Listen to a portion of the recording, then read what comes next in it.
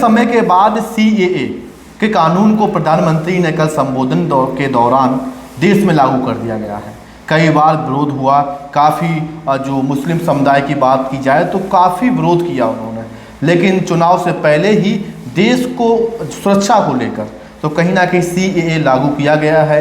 हमारे साथ चैनपाल प्रधान जी हैं, उनसे बातचीत करेंगे। आखिर CAA को उनका क्या विचार है, क्या चाहें। क्या नाम भैया आपका? मेरा नाम चैनपाल प्रधान है, मैं ग्रेटर नोएडा से हूँ। CAA लागू हो गया है, क्या विचार है आपका? CAA जो लागू हुआ है ये भारतीय जनता पार्टी के एजेंडे में था और 31 दिसंबर 2014 में ये कानून इन्होंने बनाया था, देश के राष्ट्रपति के द्वारा इन्होंने पास कराया है।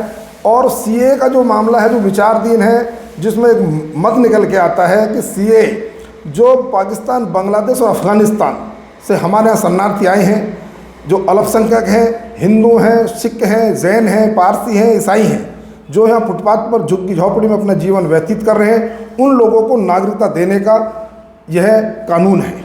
अच्छा, इससे आम लोग और भी काफ़ी लोग विरोध कर रहे हैं, चाहे अभी की बात किया दिल्ली में भी तमाम जगह पे विरोध हो रहा है, तो आखिर विरोध क्यों अगर इन लोगों के हित के लिए है? भारत के जितने भी यहाँ समुदाय रह रहे हैं, चाहे वो हिंदू हो, चाहे मुस्लिम हो, कोई ईसाई हो, किसी के बारे में कहीं इसमें कहीं डिस्टर्बेंस नहीं है। खासकर जो भारत में मुस्लिम रह रहा है वो कहीं इसमें परेशान नहीं है। सिर्फ इसमें जो परेशानी है सिर्फ उन लोगों के लिए है जो अन्य देशों से यहाँ के शरणार्थी बने हुए हैं, जो रोहिंग्या टाइप के लोग यहाँ रह रहे हैं, उनको इसमें समस्या है। अच्छा, अभी की बात की जाए तो जिस तरीके से कानून लागू हुआ है तो कुछ जो जनता नाराज़ है, क्या उसको इसकी कानून की जानकारी नहीं सही मिल पाई है? क्या लगता है कि इस कानून के बारे में जानकारी लोगों को पहले दी जानी चाहिए थी कि कानून लोगों के हित के लिए है, या ये कानून है उन लोगों के लिए है जो 2014 से पहले आए थे या 2014 के बाद आए हुए? तो क्या इस कानून से लोगों को किस तरीके से जागरूक होना चाहिए जिससे लोग हैं वो विरोध ना करें? अभी 2 दिन पहले जैसे जानकारी हुई है और मालूम हुआ है कि CAA में कहीं किसी का नुकसान नहीं है। सिर्फ जो लोग विरोध कर रहे हैं वो राजनीतिक एक एजेंडा है, राजनीतिक अपनी चमकाने के लिए वो विरोध कर रहे हैं, जबकि आम जनमानस हिंदुस्तान का इस कानून से खुश है। 140 करोड़ की आबादी इस देश की वो खुश है। आप देख रहे होंगे सोशल मीडिया में, टीवी के माध्यम से, समाचार के माध्यम से आप देख रहे होंगे, कहीं कहीं भी कहीं इसका कोई विरोध नहीं है। सिर्फ अगर विरोध है तो कांग्रेस पार्टी का है, अन्य जो संगठन है उनका है, वो भी सिर्फ अपना एक एजेंडा है और राजनीति चमकाने का एक अपना उनका मुद्दा है। अच्छा, तो क्या लगता है सीमा हैदर भी पाकिस्तान से आई है, उम्मीद है इसको नागरिकता मिलेगी? सीमा हैदर का जो मामला है वो आप देख रहे हैं कि वो ग्रेटर नोएडा में आई है, लेकिन CAA पे जो विचार दिया है आदरणीय मोदी जी ने वो 2014 से दिया है। 31 दिसंबर 2014 से जो पहले यहाँ शरणार्थी आए हैं, अल्पसंख्यक आए हैं, उनको नागरिकता देने का प्रावधान है। लेकिन सीमा हैदर 2014 के बाद में आई है।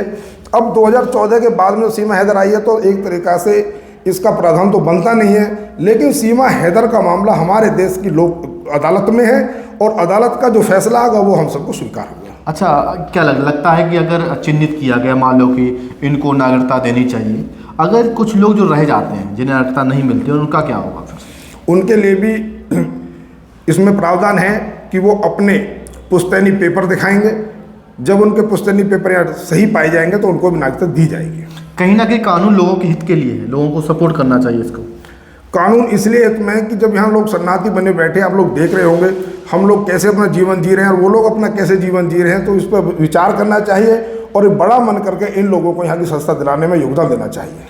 बिल्कुल, समय के अनुसार कहीं ना कहीं कानून है लोगों के हित के लिए आई। अगर मान लो कि सरकार अगर आपके यहाँ कोई आता है, चेक करता है कि आप दस्तावेज दिखाओ, तो अगर आपके पास पुश्तैनी दस्तावेज हैं, अगर आप साबित हो रहे 2014 से पहले आए हो तो कोई दिक्कत नहीं है, आप रह सकते हो, नागरिकता मिलेगी आपको।